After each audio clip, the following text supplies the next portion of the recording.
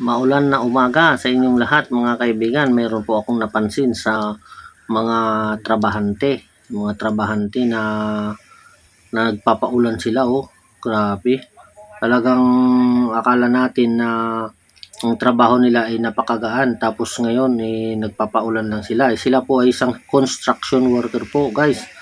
Yan po, guys. Oh, pagod na pagod sila sa trabaho, tapos ngayon nakita ko po sila nandun lang sa mga ilalim lang ng puno, at sila ay may mga kaputi na plastic. Oh, yan po, guys.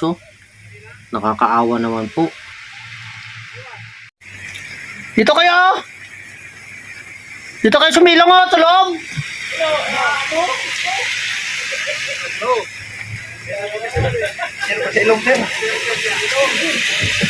Yan! Oh, nandito na sila. Oh, di ba? Babasa kami dun eh. Oh, di ba? Dito na sila. Sir.